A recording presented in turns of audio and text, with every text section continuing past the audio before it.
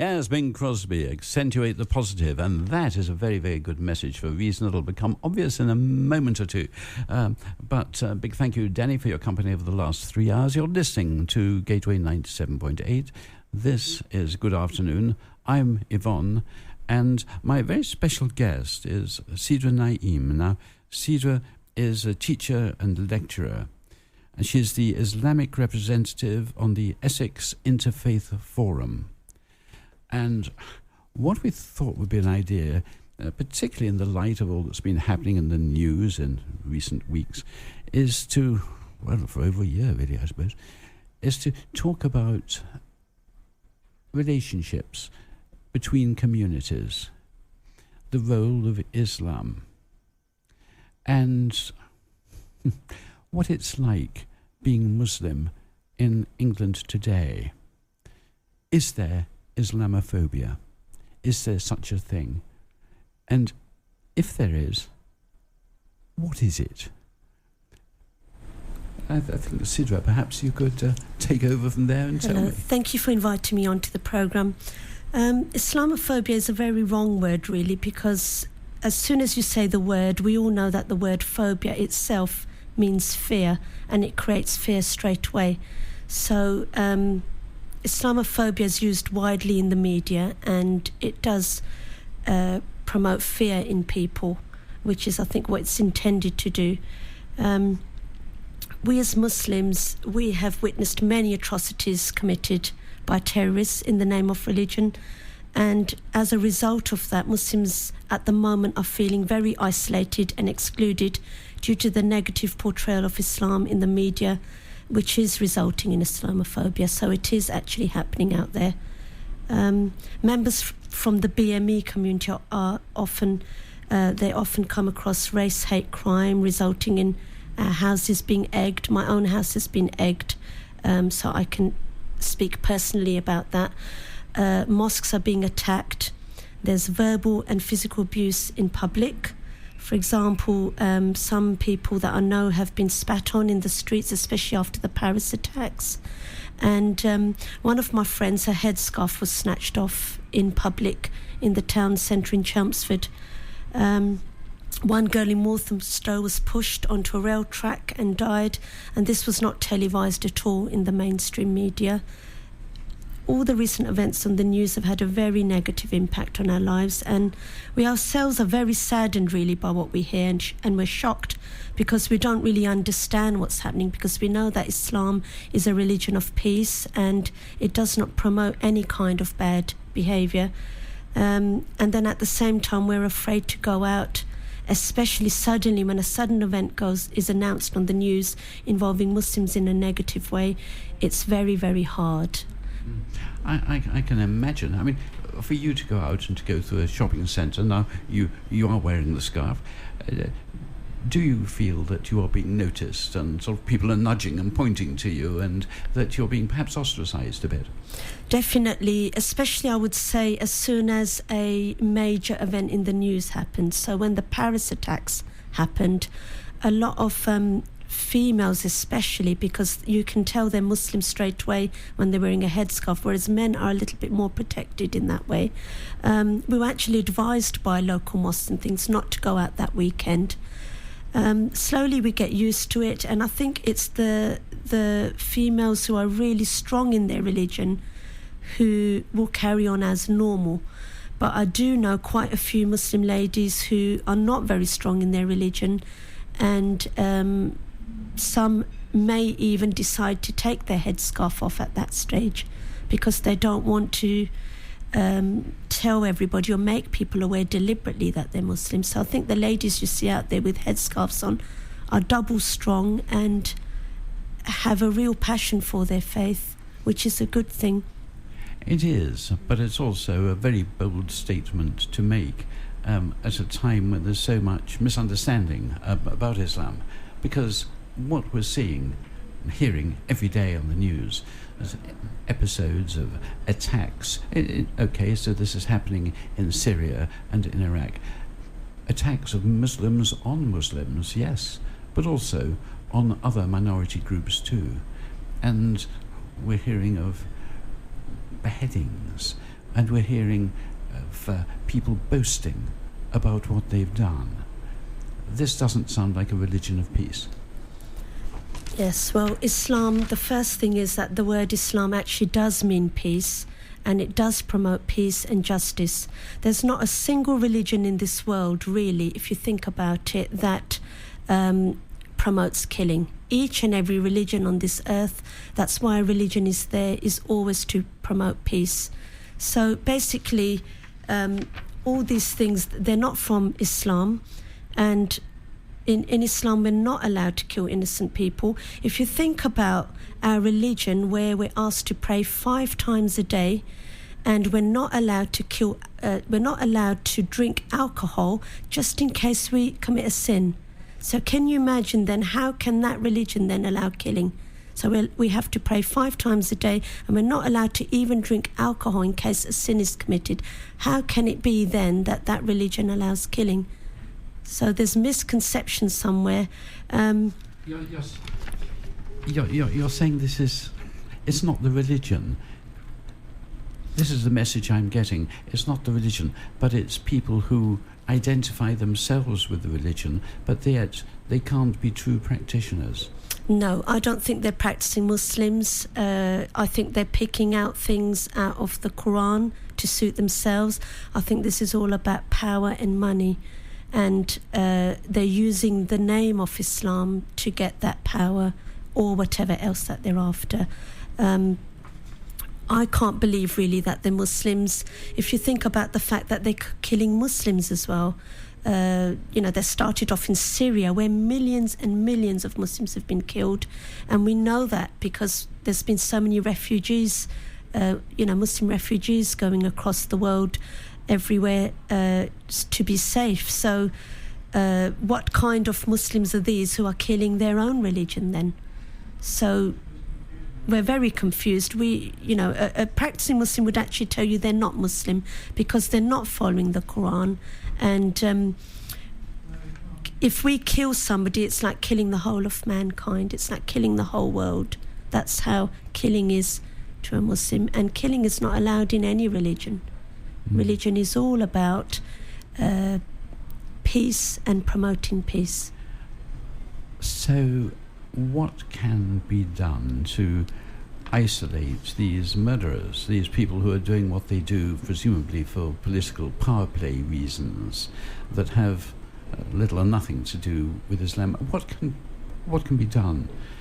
I think there's lots that can be done. I think that the first thing is, Essex is a really big area where where there is a very small minority of Muslims, and what's happening is, whatever people hear on the media, they're painting all Muslims with the same picture, thinking all Muslims are the same, because they haven't actually met real Muslims. So it's a larger problem in Essex, I would say, from my understanding. In London, if this happens, there's a lot of people who would turn around and say, well, our next door neighbour's Muslim and they're lovely. And they do understand that ISIS are separate from the Muslims. So what can we do in Essex? I think it's really important to mix together. Interfaith forums are extremely important. I myself, I'm part of 3 interfaith forums. I'm part of Mid-Essex, which is in Chelmsford. I'm part of Havering Interfaith Forum, and I'm part of a private interfaith forum which runs in Cooper's School. And that has helped so much in the recovery process and raising awareness of Islam in the wider community, not just for non-Muslims to learn about Islam, but also I think it's really important for Muslims also to learn about other religions, because that, if you think about it, stops extremism, because you're looking at your faith in different points of view, and that helps you to understand your own faith. Are you following the right faith, and do you understand your faith? Are you blindly following your faith? And that helps when you mix with other religions. So interfaith forums are really, really important. Mosque open days have a huge impact on the community. As soon as the Paris attacks happened, that same weekend there was a brilliant mosque open day in Chelmsford, which I was invited to be a part of. And it was very, very successful. There were 400 attendees, and there were so many people, non-Muslims, who wanted to know about Islam. They came because they wanted to know. They actually felt for us as well. We didn't get any trouble at all. Everybody was so friendly, and it opened up their eyes as to how similar our religion is to their own. And that is really important, is to look at similarities and not differences. And that's what the media doesn't look at. If you look at similarities, that helps to bond everybody together. There's lots of other things. I've done many, many talks on Islam in churches, in schools, in universities. I've trained up Essex Police. I've trained up Essex Fire Service. That kind of stuff is really important, because they are the people who can make an impact on the community and can do something about it. So the police are vital, really. Yet at the same time, we keep hearing people saying, oh yeah, but these Muslims, all they want to do is introduce Sharia law. We've got our own law. Why should we have their law? Yes. I mean, according to Islam, you're supposed to follow the law of the country. So if we're living in England, we follow the law of this land. And that's basically it, really. So we can't force our opinion on other policies. And also, there is no compulsion in religion, and that's the saying of our Prophet Muhammad, peace be upon him. There is no compulsion in religion. We're not allowed to force anybody. We're not allowed to oppress anybody. And we have to follow the law of the land. And yet we hear that women are oppressed in Islam. That's a very big misconception, again, through the media. Women are not oppressed at all. I can guarantee that. And there are so many rights and so many advantages in Islam for the first time in history that were revealed when Islam came. In fact, before Islam, that is when women were oppressed. Baby girls were being buried alive. Women had no rights at all on property. Women were being sold as slaves as part of business deals in marriage. And there was sexual slavery, nudity, persecution of women. All of that changed when Islam came. Islam actually came to eradicate oppression towards women. And there were so many rights that were introduced, including the right to vote, which we all know in Britain happened during the suffragette times. There was a recent film that was out on that, which really did show women being oppressed in this country. Yet 1400 years ago, when Islam came, we were told that we were allowed to vote. For the first time in history, women were allowed to divorce, and that was not allowed. If you look at history again, Henry VIII was the first king, and he himself, it wasn't religious law, it was political law that, he became head of the Church of England, and he allowed divorce. Before Islam came, women were battered and they couldn't do anything about it. They couldn't get out of a difficult marriage at all. Islam came really to liberate women. Yet why is it that so often you'll see walking down the road a man with his wife and daughter sort of trailing 10 feet behind? That is again another thing which is out in the media. That doesn't happen at all. Women walk with their husbands. I always walk with my husband, and if not, I'm in front of him. So I don't know where that's come from, really. But women are not oppressed. If they are being oppressed by their husbands, then he's not following the law of Islam. So he might be doing it just for his own purpose. You know, sometimes men like to be in charge, they like to be dominant, but that's them. But if we look at the example of Prophet Muhammad, peace be upon him, he was a very kind-natured person, very peaceful, loving. He had a very good family network, and he used to help his wife in all her household duties. In between his prayers, he used to mend his own clothes, and that is not, anything to do with women. And that's not the oppressed. image that perhaps most people in this country would imagine. No, and it's because people are not looking into the religion themselves, but are just following what the media says, or they don't know real Muslims to tell them the real way. And that's the problem. I think some people who know real Muslims will be able to tell you that, you know, I know a family and they're lovely, you know, very strong family network.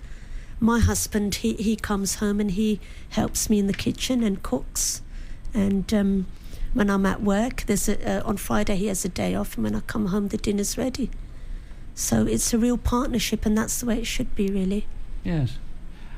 One of the things, talking of food, of course, since you mentioned that a lot of people are not happy about is the slaughtering method for halal meat. If you read something like the Daily Mail, I suspect it would be described as barbaric, and blood flowing down the gutters from the throats of these poor wretched animals, etc., etc. Yes. What about halal meat? So halal meat, in terms of Islam, is a very painless method, actually, of killing an animal, because you're slitting the animal at the throat, and what that does is the jugular vein and the carotid artery, which are the main veins running from the heart to the brain and the rest of the body, are cut open, and all the blood flows out within a matter of minutes. And also because it's connected to the brain, an animal can straight away doesn't feel any pain anymore. So it's instant pain relief in a way.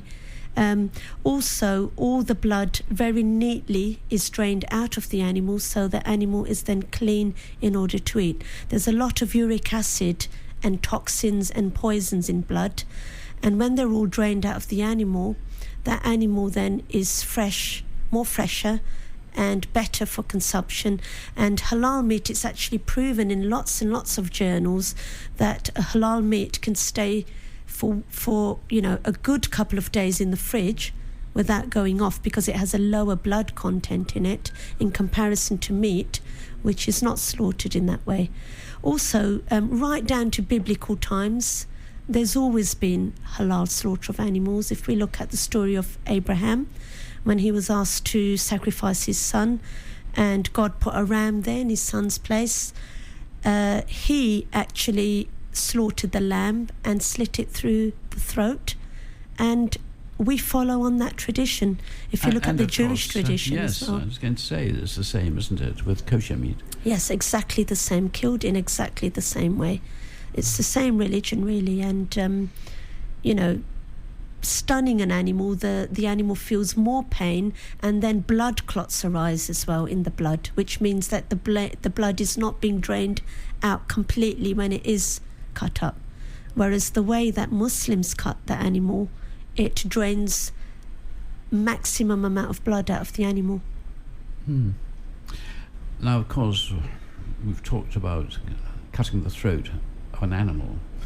One of the problems that has upset many people recently is the sight, the videos of people having their heads chopped off by ISIS. Yes. And all in the name of Islam. Yes. That has also upset many, many Muslims, because it does not depict Islam at all under any circumstance. Like I said before, we're not allowed to kill, especially innocent people. And if you kill one person, it's like killing the whole of mankind. And we know, really, from history, each and every religion, there's not a single religion on this earth that allows innocent people to be killed. And that kind of stuff is inhumane, really. And Muslims are very, very upset, very, very upset at those videos. Double upset, really, because first of all, they know that that's not Islam. And on top of that, we know we're going to be targeted even more now for being cruel and vicious when we're not. No. Now, one of the things that I guess we find awfully confusing is that we've got Muslims fighting Muslims as well. We've got Saudi Arabia sort of lining itself up against Iran. We've got Sunni and Shia Muslims, and then also we hear about Wahhabi Muslims, all disagreeing with each other. Or it seems that the Shia are the ones who are being disapproved of the most by both the Wahhabi and the Sunni. Yet the Shia worldwide, I believe, are more numerous.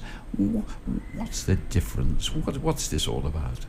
First of all, Islam is Islam, just like Christianity is Christianity. And a lot of these different sects, they're promoted more, really, I would say, by the media.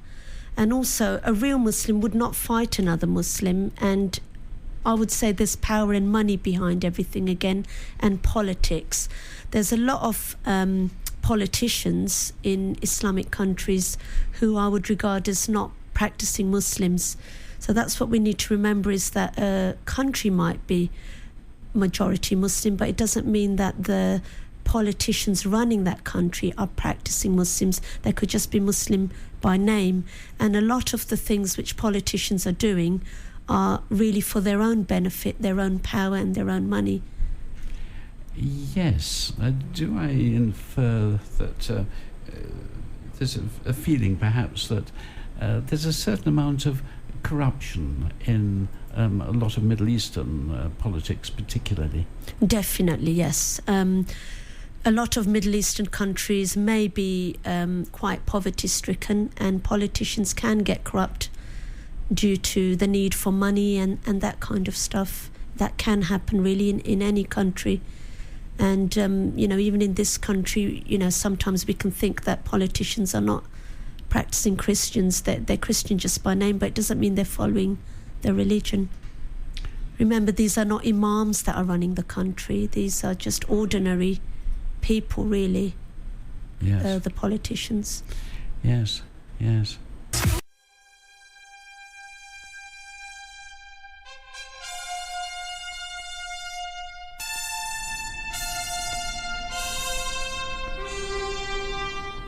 Yes, and with those notes of the fanfare for the common man, I'm welcoming back my guest, Sidra Naim, teacher and lecturer. She's the Islamic representative on the Essex Interfaith Forum, and very, very active in trying to help prevent rifts between communities, trying to build up a future in which we can all share and in which we can all have confidence.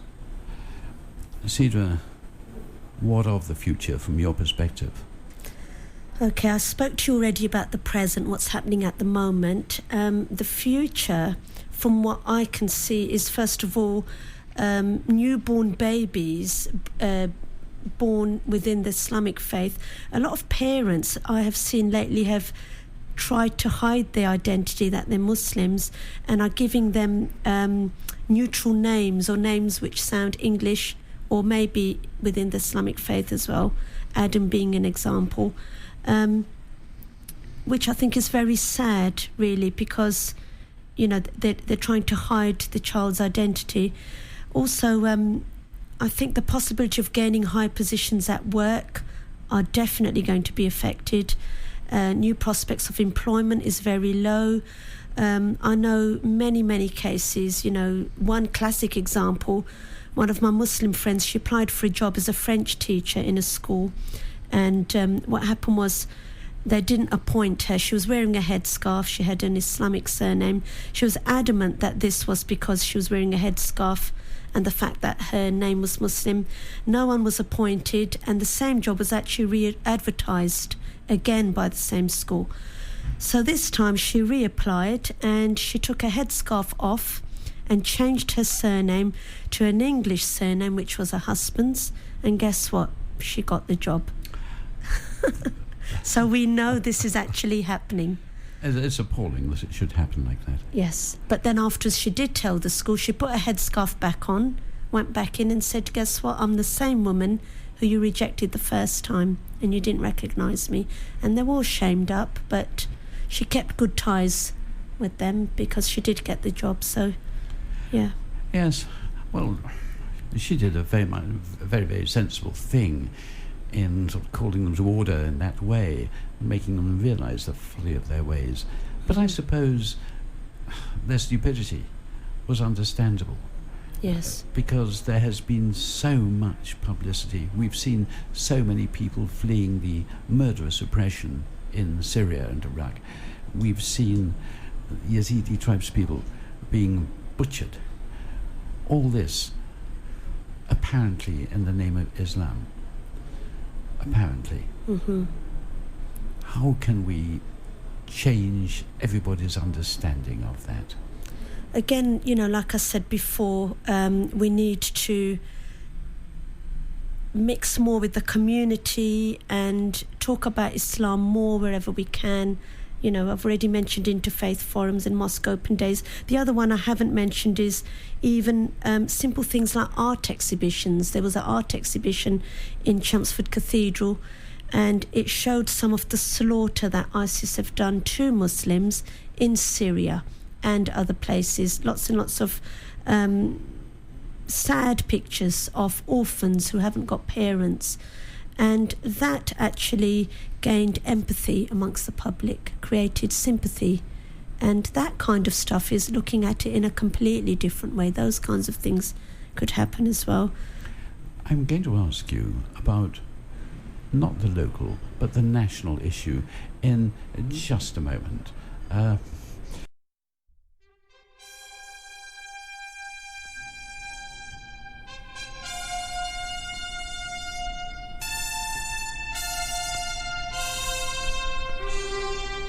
If you just tuned in, let me tell you my guest this afternoon on Good Afternoon is Sidra Naeem, teacher and lecturer. She's an Islamic representative on the Essex Interfaith Forum, and a jolly nice person, and you've been missing some wonderful chat we've been having. Now, Sidra, there are sort of huge issues in the world at the moment which are bringing Islam into disrepute. I think you'd probably agree with that. Yes. And one of the horrible things is seeing young kids being brainwashed or whatever it is and joining ISIS. When they've been radicalized like that, should we be prepared to take them back? Yes, I think that's a very big issue, and I think Muslim parents have got a huge responsibility there on educating their children on what the religion says. I think the dangers of all of this happens is when children don't know what the religion says, and then they are brainwashed into thinking whatever ISIS say is correct and then join them. That is the main issue here. I think that children need to be educated in Islam so that they know exactly what they are allowed to do and what they're not to do. Yes, so it's a reflection of the failure of parents really to know their kids, know what they're up to, and bringing them up properly if they do get affected. Yes, it's important to know, for parents to know where their children are going, who they're mixing with. Sometimes, it could be friends, it could be somebody at the local mosque, whatever. I'm not saying that is what happens, but...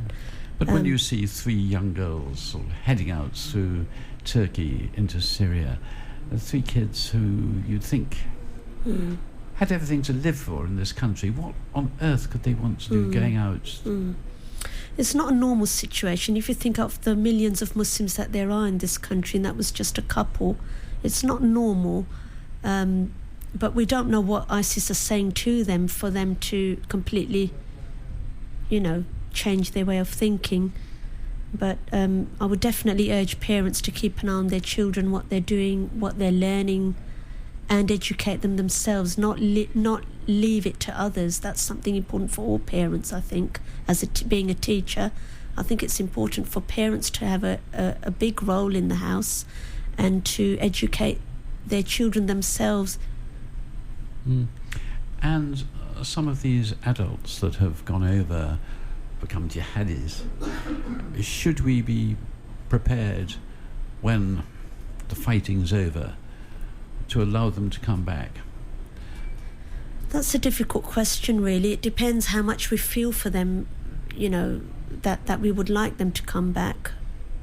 It would be up to the individuals, I would say, to come to terms with what they've done and would they like to come back. I think that would be something the individuals would have to be asked, really. Now, it's often been said that Britain has been one of those powers that was in a great degree responsible for the divisions and the problems in the Middle East. It set up borders somewhat arbitrarily, and as a result, it's suggested we have a responsibility to help resolve the matters. And others say, nonsense, it's none of our business, let the people there sort out their own salvation. Let them go to hell their own way, is another way of putting it. Is that morally acceptable? Do we have an obligation to try and help resolve the issues, not just of the refugees, where there is a duty incumbent upon us? I think most would agree. I think helping the refugees is actually humanity. So you'll find anybody with a bit of humanity will help the refugees, not because of their religion, not because of which land they've come from, but just because of human values and morals. I think that there's two sides really to this. You could say that Britain should stay exactly where it is and completely not intervene at all with the Middle East. It's their business. They have their own politicians to deal with their own countries. Britain's got its own problems. And also, going into war, you need money.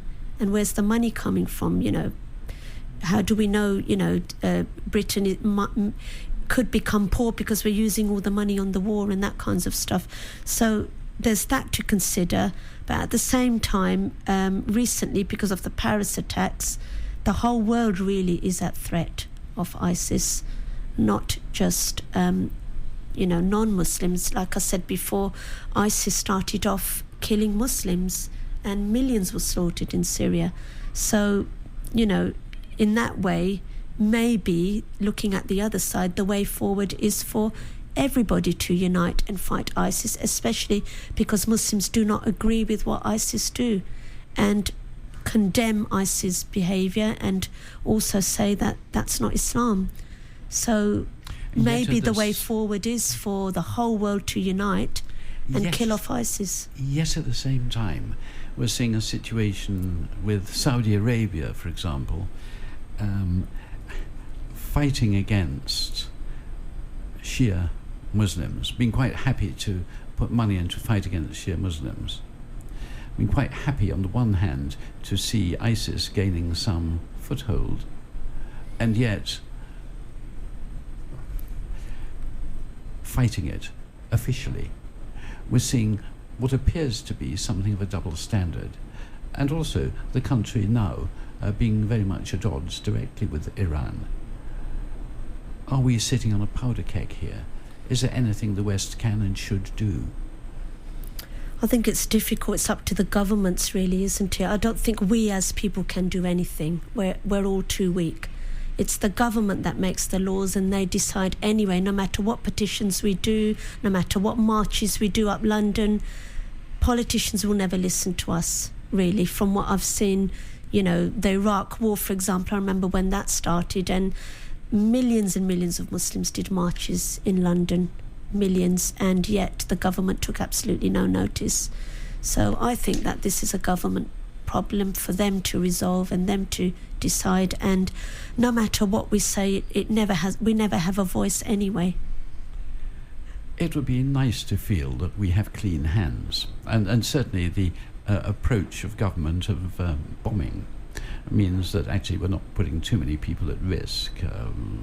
A few aircraft are up there, fairly safe, and dropping bombs. ISIS have probably borrowed underground anyway, so it's the poor old civilians that are going to be at the receiving end of it. If you really want to take over territory, you've got to put ground forces in, you've got to send troops in, and large quantities, well supplied, and we're not prepared to do that. So what's our moral stance? I think that is the problem. So it's money really that comes into all of this, and like you said, it's not just one thing, it's troops and everything, and it is protecting the civilians. Any battle should be soldier to soldier and not involve destroying civilians or their homes or their land, their crops. Wells in Islam, there's a very strict combat rules in place, even if there is a war, where we're not allowed to harm any civilians. The elderly are not allowed to be harmed in any way because they're vulnerable. No children are allowed to be harmed. No women, because they're the future of the world. Yet you saw all those laws of the faith being violated Yes. by ISIS Yes. and by other splinter groups that have been fighting. Yes, and this is why a lot of Muslims will say to you that ISIS, we believe, are not practicing Muslims. They're using the name of Islam to do whatever they're doing for whatever reason. But according to Islam, we are only allowed to kill completely for self-defense reasons, and that's right when you're about to be killed. And there are strict rules of combat in place, so we're not allowed to kill any civilians. The whole war is between soldier to soldier, and right down to letting the prisoners go back to their lands and letting them be buried in their own lands. No mutilation is allowed of their bodies. No water is to be poisoned, because that's what civilians need to drink, and that kind of stuff. Yes. A perfectly respectable, decent faith. Yes. Suffering terrible slurs on its reputation at the hands of irresponsible fanatics. It's a dreadful thing. And for you, it means you're feeling the tide of the weight of oppression. Yes. And have you got a future in this country, do you feel? At the moment, the way we look at it in the larger picture, we think no. I think that whatever happened with the Jews is eventually may happen to the Muslims, where Jews were evacuated out of countries and all sorts was going on and they had to flee. I think that it is the way things are going. That's what I can see happening to Muslims. On the nice side, I would say I definitely have supporters here. When the Paris attacks happened, I had so many people ringing me up and non-Muslims writing to me asking me if I was okay, which was really nice. And that is because of the interfaith networks that I'm part of. Oh, that's wonderful to hear. Sidra, you've been a lovely guest. Thank you so very much. I would like you to come back and be in a position to answer listeners' questions too. So thank you very, very much indeed. Time now for the weather. And just looking